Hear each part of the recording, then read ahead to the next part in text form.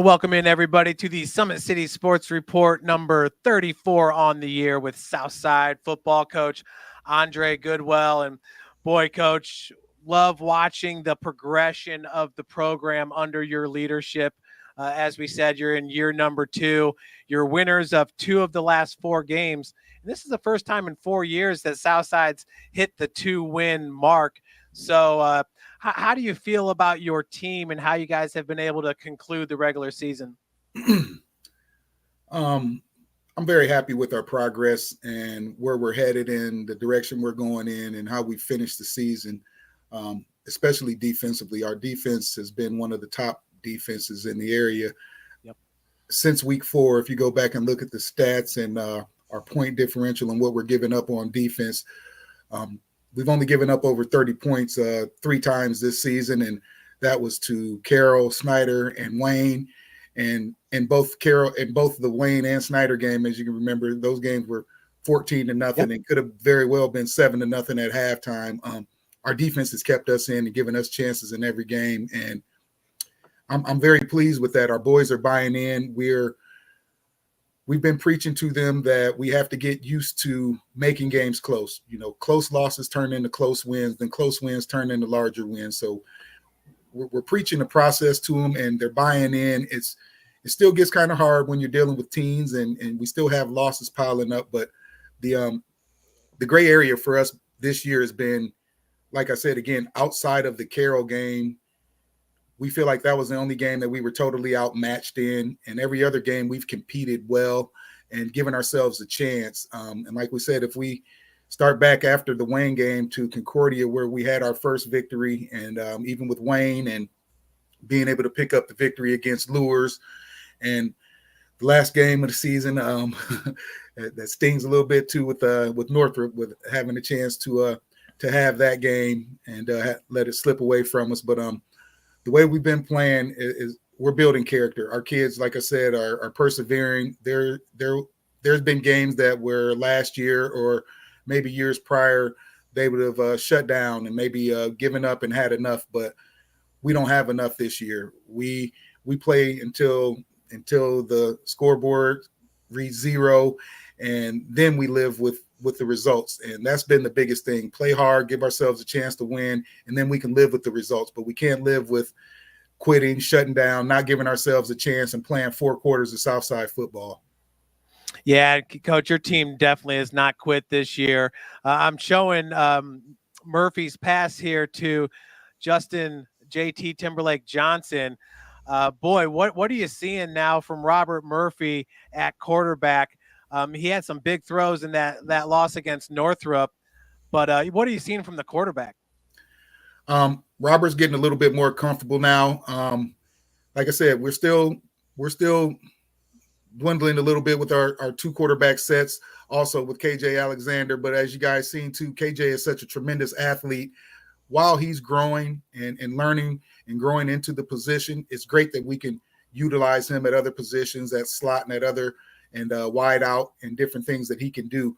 But going back to Robert has just been a tremendous competitor from his sophomore year and into his junior year now, and he's done nothing but work his butt off to give himself this opportunity, and he's seizing it, and he's making the best out of it.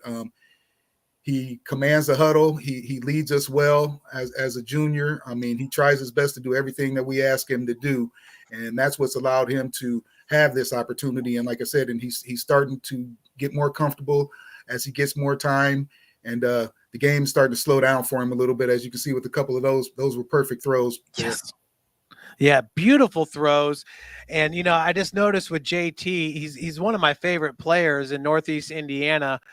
He's a great basketball player as well on the varsity squad. But what was it with JT in this game where he was able to get behind that Northrop defense? Is that just straight speed, or?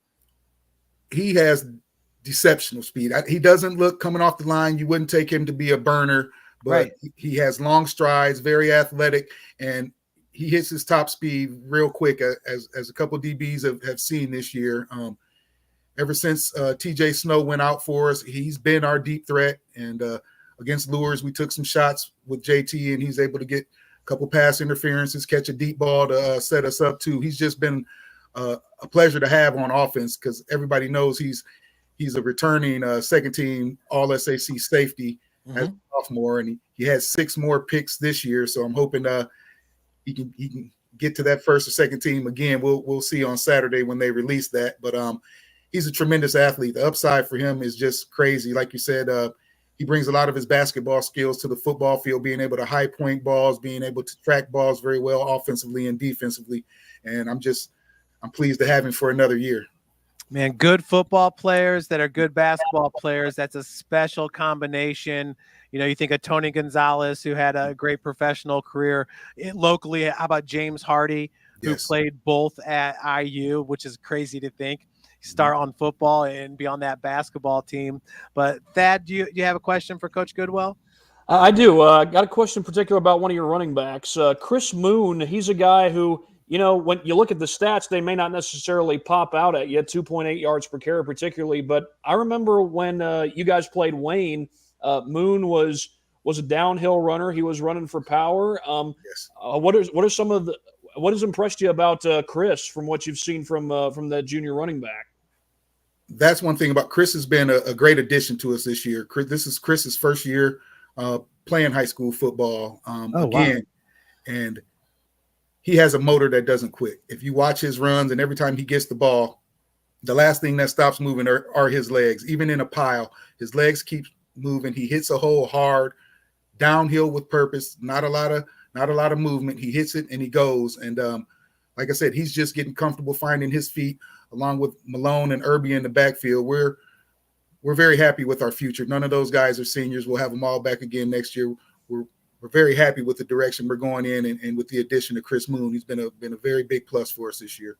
Yeah, that's something that kind of stands out about your backfield is that they're all young guys, if you want to use that term. I mean, I think most of them are juniors. I know Irby's a sophomore, but these are young guys still developing. How well are these guys developing, and have they been developing?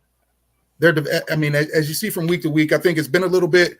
Irby's had a little bit of a tough year with with not having the success he had last year, and we've added a couple more heads to our backfield last year where he was pretty much our go-to guy. We've pounded Silas Portee a little bit at fullback, and when you add Josiah Malone and now Chris Moon to the mix, it's a little bit of a balanced mix. But the great thing for me as a coach has been they're all great young men. They're all great teammates. They root for each other. There is no envy or jealousy of who's scoring, who's making the plays. They root for each other. They're good friends. They hang out together at practice, after practice. They walk the halls together in school. So that makes my job so much easier that they just want success. They're bought in. They want to win, and they're willing to do whatever it takes to win and for us to have success.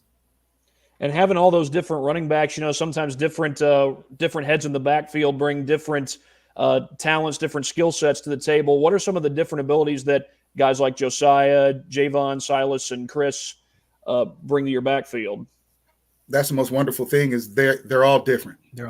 Silas can hit you with power. Portee, he also can he also can catch out of the backfield. I mean, hasn't been seen a lot, but he catches screens well. He blocks well. With Josiah is just that scat guy you can't get a clean hit on. He can stop at a drop of a dime. He makes cuts, picks up top speed very quick. And with Moon, again, Moon runs with so much power and speed and gets downhill and hits the holes right away. And where Javon Irby, what we've seen out of Herb this year, it's almost like one of those throwback Le'Veon Bell type of styles. Yep. He's very patient. He likes to find his way to the hole and then hit it and get downhill. But the good thing about all these backs is we haven't had a lot of runs for loss. They all fall forward. They all have a good lean and a good balance to them. And like I said, they all bring different dimensions, and that's what we're trying to lean on. And I know it was said before in an interview that we don't know what offense the Archers are going to come out with this week because we've been kind of, we've been multidimensional, and that's what we want. We like to be able to go to different things and have different sets and not just allow a team or a defense to just lean and key on one set or one player. We're trying to move people around and be creative and find ways to get them all the ball. Coach, is there an offensive formation that you have where you can get Malone and Irby and Moon, all those guys in at the same time? Yeah, we have a couple different sets, and I mean we started and through scouting. Everyone knows we started the year out looking at a wing T, double wing type of situation where we could have them all on the field at the same time. I mean, we have opportunities where we'll have Moon and Irby in the backfield, and we can put Josiah at slot. He catches very well. He moves very well, with the jet sweep action and different things that we've done throughout the year. But our biggest thing is just to try to stay creative. All those guys can play.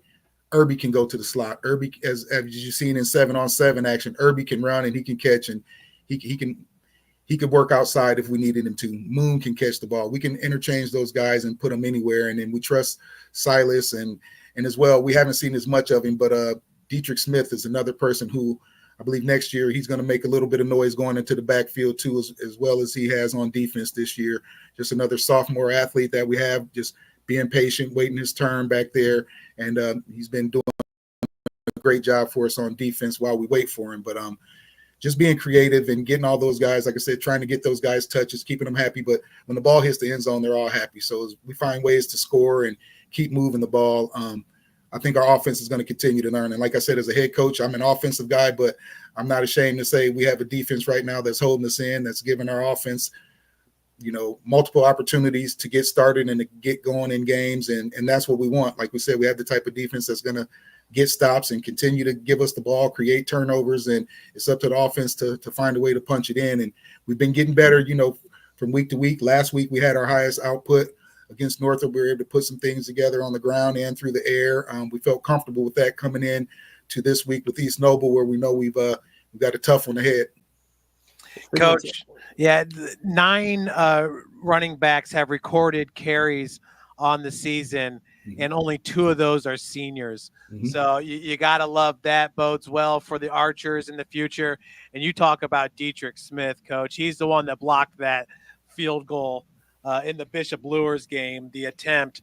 And my goodness, I mean, it wasn't even close. I thought he was going to beat the ball back to the holder. He's special. What are you seeing from him? Just a sophomore, leads the team with 60 tackles and 8 tackles for a loss. Very special. He does things out there on the field that aren't coachable. He has very great instincts. He's got a Division I body already as a sophomore, and he's only growing and getting stronger. He's also a varsity basketball player. If he chooses to continue with basketball, he has a great future with that. I think football is going to be where he makes his hay, but Dietrich can play multiple positions. He's been a 2-year started as a freshman at outside linebacker, and he went through some bumps at the beginning of the season, but by the end of the season, he was one of our more aggressive defensive players, and that carried over throughout the summer to where now, even with Timberlake and with Portee and guys like Avier White on our defense, I don't go out on a limb. I say it with total confidence that Dietrich Smith he's been our catalyst and our best defensive player this year and the leader of our defense. And we have a great defense. That's not a slight to any of those guys. Like I said, Dietrich had 3-4 interceptions this year. Portee had 4. Timberlake had 6. We're talking about 13, 14 interceptions just between those 3 guys on defense. And we've been creating turnovers, like I said, again, every game. So they've been our catalyst, but Dietrich has been our leader. A lot of bubble screens. He blows up. He plays the perimeter well. He comes up and attacks in the run fit, and he can cover. So, like I said, again, another blessing to have. Our sophomore class is a very strong, very great class, and he's one of our leaders. And Dietrich, one of the things you said to me in our email conversation not too long ago was that he's always wanting to get better, and he's very coachable. How much do you appreciate Dietrich's willingness to learn and his desire to improve? I tell you guys what, I can't speak for what coaches before me had to deal with, but I have been blessed to receive some of the most coachable, respectful kids that I've ever coached. And being only in high school for 2 years at South as a head coach, but being at Lures for 5 years, being on the sideline at Wayne for a year. This group, they are so hungry but humble. They want to learn. They're coachable. They're yes, coach, no coach, yes, sir, no, ma'am type of kids. Like I said, I've truly been blessed with having this bunch to work with because it's not as hard and hasn't been as hard as people think. It's very hard. It's a lot of hard work and it's a hard job. But when you have the type of kids who want to work for you, and who want to be better on the field, off the field, and they're trying to take to all the lessons that you're teaching them, life lessons, on the field lessons. It makes it so much more, it makes it so much easier. It's almost like when you say, if you love what you do, you're never going to work. So, I mean, I love my kids, and I say it all the time. I love my boys through the ups and downs and everything, because they make it easy. Even when things have been bad, we haven't had guys quit. We haven't had the guys give up. Yeah, they get down a little bit on themselves, but we have those type of guys that'll pick it up. And when they see the Irbies and when they see Dietrich still going at it at practice, still giving everything they have, it's contagious. And guys want to be a part of that. Like I said, we had guys that came out for the team. We had over 90 kids out for the team this year, and we were at 60 last year. And a lot of that is because of this sophomore class. And guys saw what we had coming back, saw the young guys being able to get on the field and play if they were ready to play and not having to wait. It just changed the attitude in the school and around the school and how they felt about Southside football. Coach, what do you feel like are some of your philosophies, some of your ideology that really transfers over to the kids, to where, like you said, after 1 year, you got 30 more kids coming out? I mean, you guys had one win last year, so it wasn't like a bunch of wins is what brought the kids out, but obviously they're seeing something different being molded in the program. Can you put a finger on it? I would just have to say it's just the culture that we're trying to build. Before, when I got there, one of the first things that I did was I walked the halls and I asked questions. And I asked students who didn't play football, what will make you happy about your football team? What will make you cheer for your football team and, and be willing to support your football team? And one thing some of the kids said to me before in the past was, well, the football team didn't really care about themselves. They talked about how bad they were and different things like that. And I think those are the things that are going away. Like I told our kids, that's one thing I don't allow us to say. We can never say, well, this is like, oh, here we go again, or this is like last year. No, nothing that we do is going to be like last year or the year before, not even like my first year. We're thriving to get better every year, every practice, and in everything that we do. So we never want to look behind and look in the past and how things were, because we're never going back there. We're only going forward.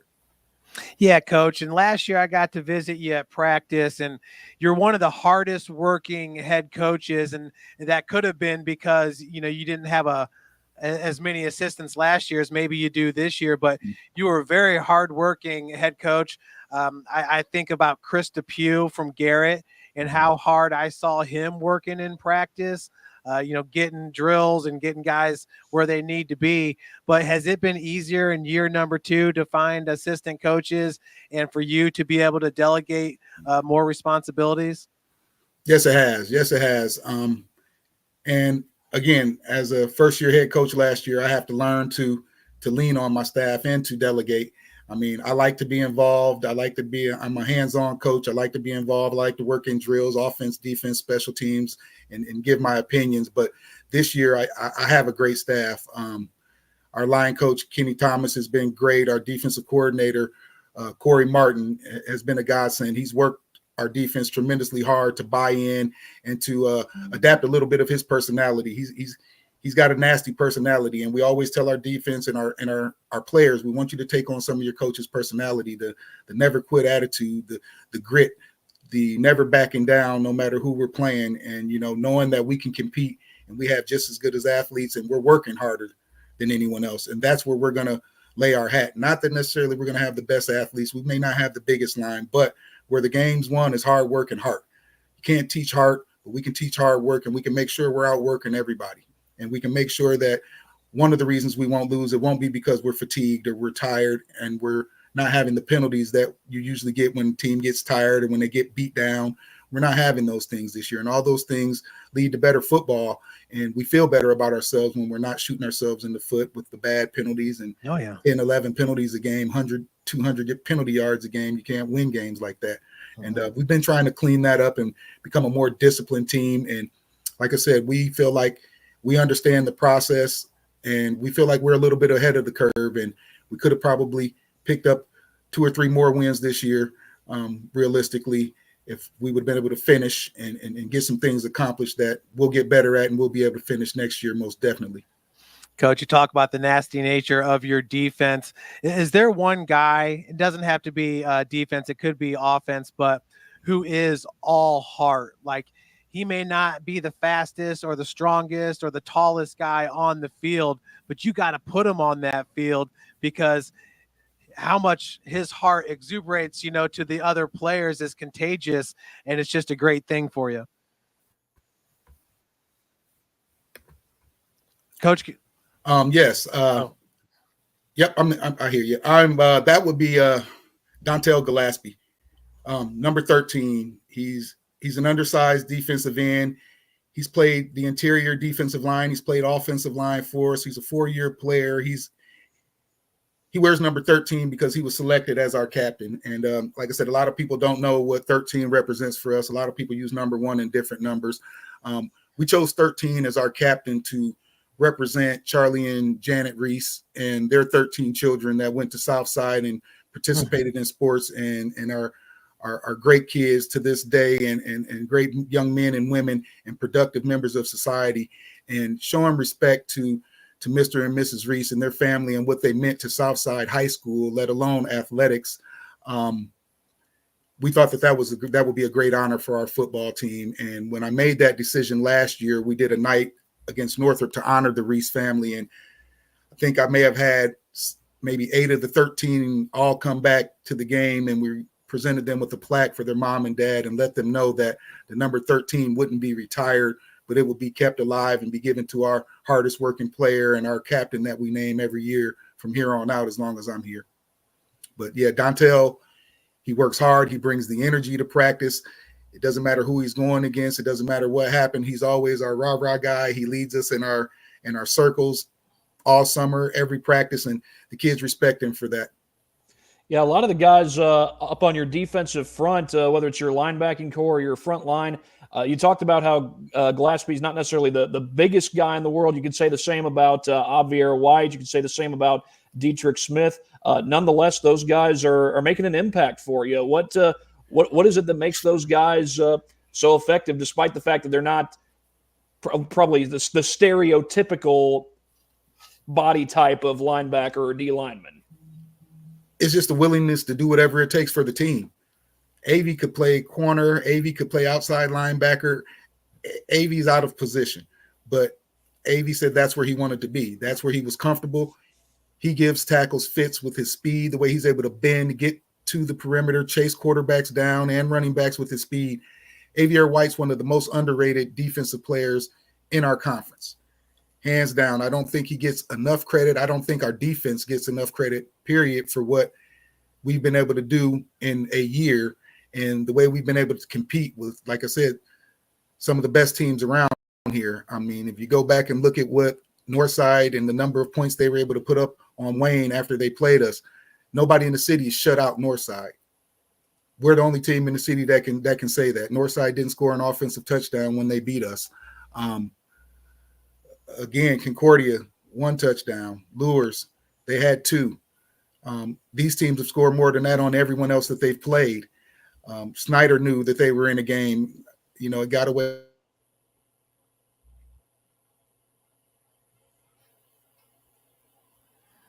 Coach just froze up a little bit. Yeah, Thad, and we'll get Coach back on here.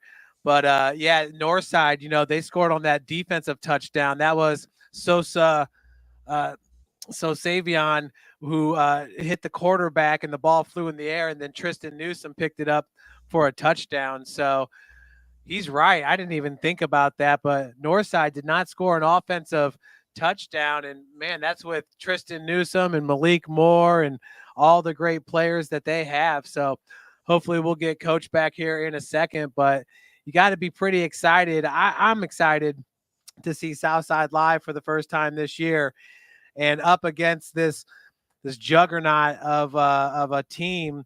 And hopefully Coach will be able to join back in with East Noble. I mean, I'm really excited to see how this defense matches up against them. Would you agree?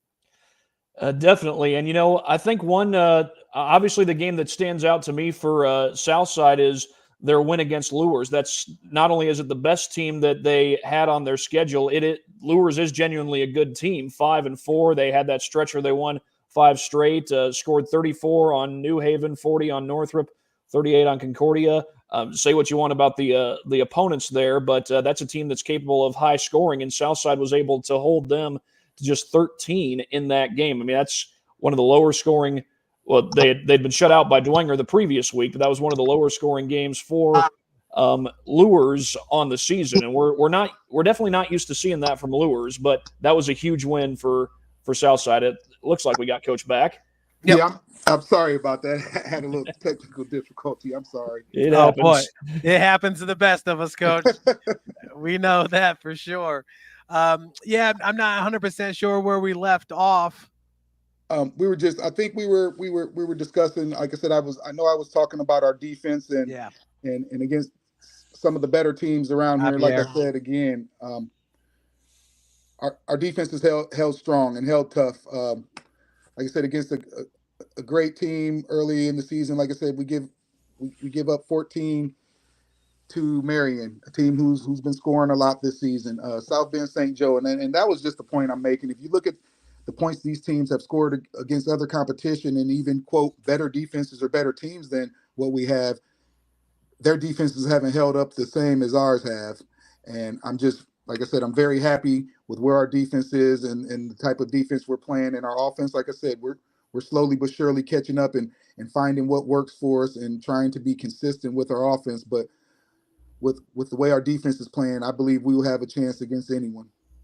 And one of your big wins this year was against Bishop Lures. That's a team that's 5-4. Now you got another big game coming up this week against East Noble, and obviously that game against Lures may not dictate future things. But how much of a confidence boost was that, knowing that you were able to get that win against a good, well-coached Lures team? How much of a confidence boost was that for your guys? It's a big confidence boost, and especially for our players when we were picked, I believe, to lose by 40 points. That says a lot, and our kids took that personal. Like I said, I love Coach Lindsay, and I love that program, and they always will have a spot in my heart. But as an archer now and being with our kids and for our kids and with them hearing that, we were supposed to be down that much, I just didn't think, and our kids didn't think coming into that week that we were getting a lot of respect for the type of ball we were playing. And I know wins dictate that and things like that, but the way we've been competing and the way we've been playing this year, I think it would have been hard-pressed for anyone to say they were going to be 40 points better than us. Like I said, Carroll got away from us and they thumped us pretty good, but with no excuses being made, we were down plenty starters that game. Javon Irby played quarterback that game. We were down both quarterbacks, our center, a starting tackle, Bus Jones, our starting center was gone. We had both quarterbacks gone. So we went into that game knowing that it was going to be a tough game for us to come out of. But outside of that game, I feel like we've competed with everybody on our schedule this year. And competing and giving ourselves a chance to win in the end is all I've asked. And I told them there's no more than that a coach can ask of you, to play 4 quarters of football and allow your team to have a chance to win in the end. And we've done that this season more than we haven't. Boy, I couldn't imagine somebody thinking that Lures would beat you by 40 points in that game. Just the way both teams were kind of looking at that point in the season. I mean, you guys really have been a lot of fun to watch. And honestly, Coach, some of our most exciting broadcasts have been the Southside games. And that started in week 1, the overtime loss against Marion. But let's move forward to East Noble, Coach. They are ranked number 2 in Class 4A, and that is no joke. I saw these guys at this Leo game right here, 35-29. It was not that close of a game. I mean, Nathan Foster is an outstanding running back for Leo. Very, very good. He's one of the most consistent running backs in the state, and without him in that game, it would have been a blowout. So Foster had a great game in that one. But, so East Noble, man, look at that, 75-7 against Belmont. Granted, Belmont hasn't won a game this year, but how do you feel like you guys match up? Let's just start off with your defense against their offense. How do you feel like you guys match up? I think it's going to be a semi-crash because we all know Dylan. He's a truck coming through there. He's a grown man. He's a load coming through there. And it's going to take Silas and all 11 of our defenders to get to the ball and cause a collision. and we have to be physical with him all night. We cannot be afraid to tackle, and that hasn't been a problem for our defense. That's one of the things we hang our hat on. We've been getting to the ball. We've been rallying to the ball. We haven't been watching. We've been playing team defense, and that's what we're hanging our hat on. We are good in coverage. We're fast. We can get to the ball, and we have thumpers. Silas will hit you. Zion Boone is a sophomore. He's been playing in the interior of our defensive line and has been great all year with causing havoc in the backfield. And he's about 5'7", 215 pounds, but he's strong as a bull, and it is very hard to block him with one guy. I mean, because of his size, low to the ground, and with his tenacity. But I believe this is, like I said, this is going to be a game that's won in the trenches on both sides. If we can control the run, hasn't been a team to stop them. So I'm not going to go out there and say we're going to stop the run and force them to pass. If we can control the run and put them in difficult down and distances and force them into our favor and to our matchups, what we want on defense and what we're trying to have on defense, we think we're going to have a better chance of competing. And what we have to do for 3 quarters, like I told them, we have to compete. And then in the 4th quarter, we'll find a way to win. But if we compete for 3 quarters, like I said, one thing they'll know after tomorrow night is that they played a full football game. And that's one thing that I've hung my hat on. And I think, like, again, there's no team outside of one team this year, which I get, again, would be Carroll. They're the only team that didn't get 4 quarters of Southside football and that walked off the field knowing they were in a game. Everyone we play, like I said from last year in my first interview, everyone's going to know they played a football game after Southside leaves their stadium or after they leave ours. And that's big for me because that means we didn't quit. We don't have a letdown no matter what the score is, and we're competing and giving ourselves a chance to win in the end. And again, I can be a proud coach with that. Never satisfied, but I can be proud of that right now. Boy, great call out there with Zion Boone, because one of the things that makes Dylan Krell so great is he's 5'9", 210 pounds. So he's going to win that leverage game. Yes. And a guy like Zion Boone, can kind of match that yes. low leverage. So that's a great call out right there. And Coach, with JT back at safety, are you comfortable going single safety to be able to get more guys in the box to be able to stuff the run? Yeah, I think Coach Martin is going to be very creative. We've been very creative in the schemes and things that he's putting together this week and trying to be successful and trying to give ourselves advantages, like I said, especially on the rundowns early. And you never can tell what's a rundown for East Noble because they'll hand it off at 4th and 10, 4th and 15. They'll put it on the ground against you. They're very confident in their scheme and what they do.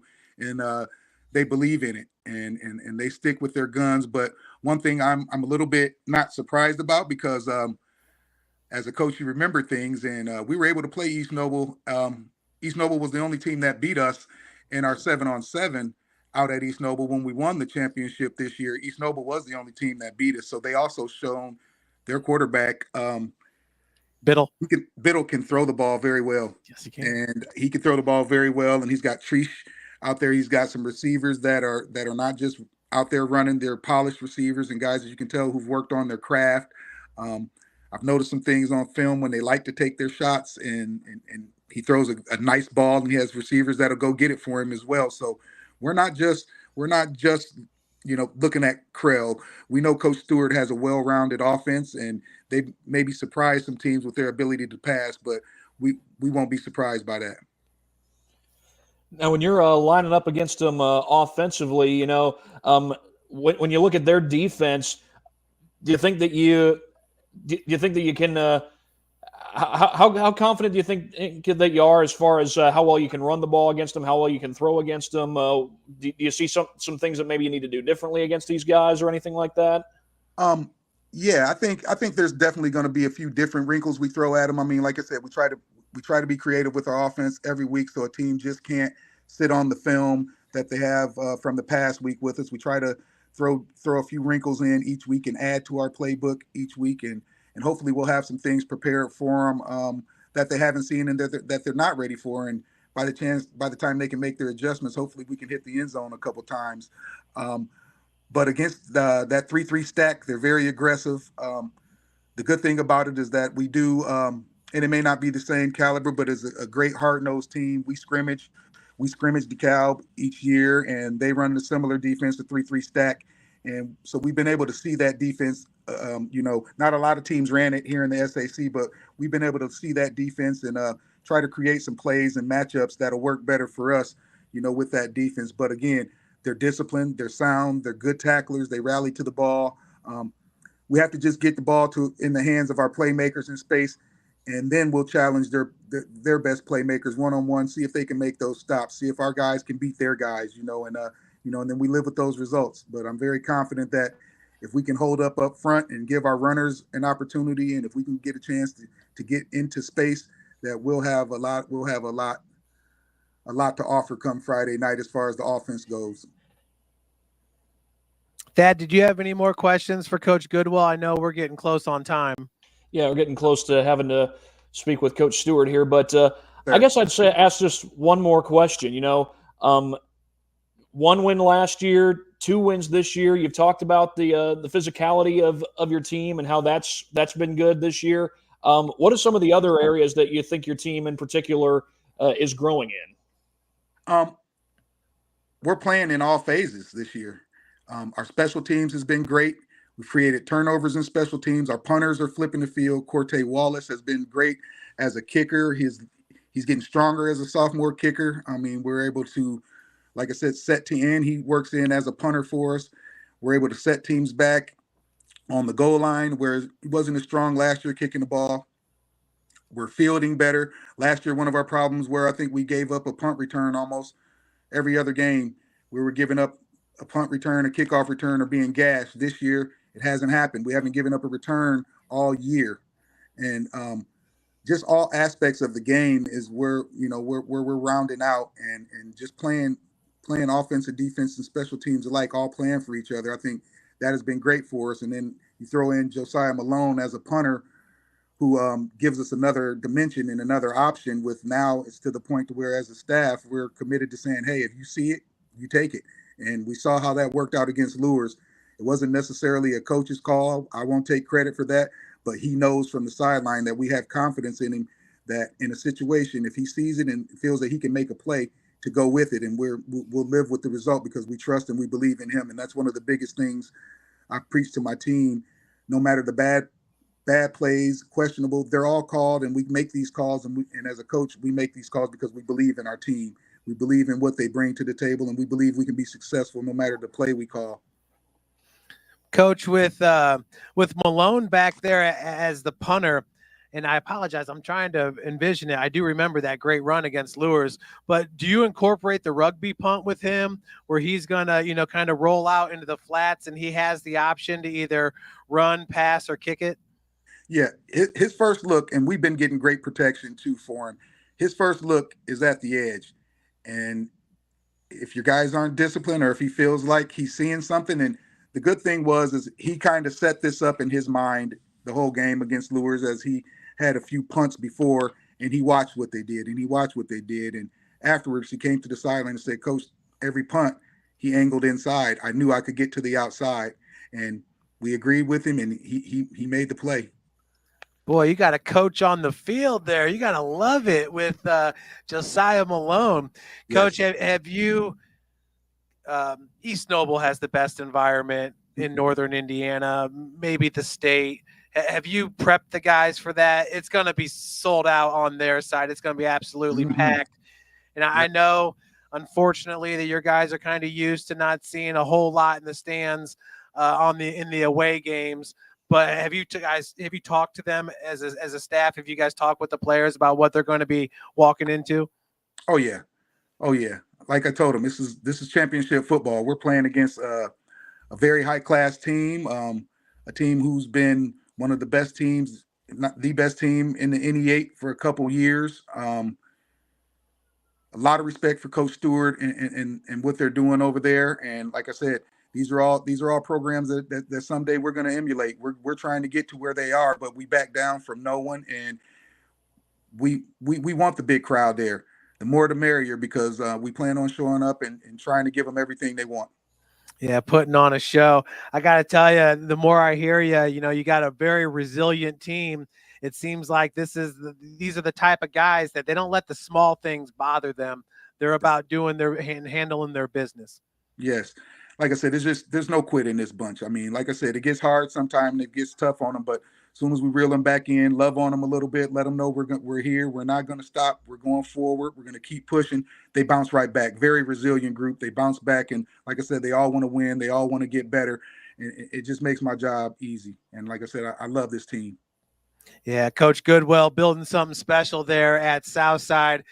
We appreciate you coming on, Coach. We appreciate the job that you're doing over there at South. It's been a while since they had the right guy in place, but you are the right guy, and we just wish you the best. And just hope that you get more assistant coaches that can take some things off your plate. Things like getting video and doing the stats and things like that a head coach really should not have to worry about. I know it's tough.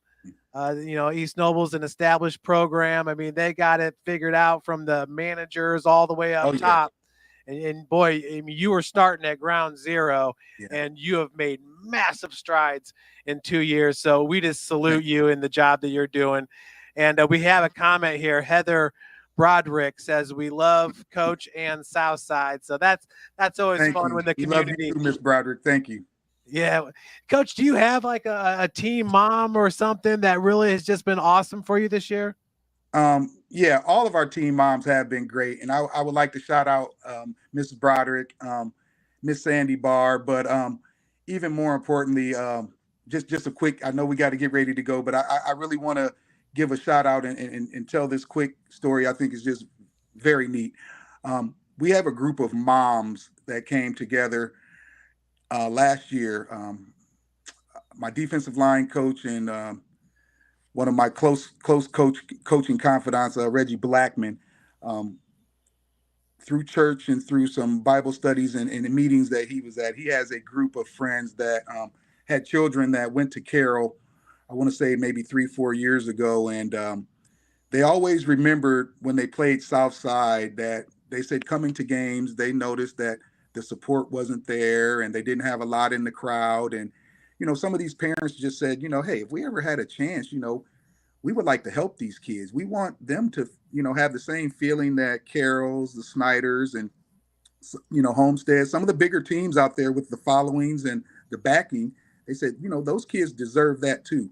And it just so happened that when me and Reggie got together last year, when I got the job and he accepted to being on the team and me telling him my ideas and what I wanted to do for the team, there's a group of about 6 or 7 ladies, including my wife, who've taken on the mantle of team dinners. We've fed our team. We've had team dinners every Friday, and we have pregame meal. Every Thursday we have a team dinner, and every Friday we have pregame meals, all provided by these women and their husbands and their families.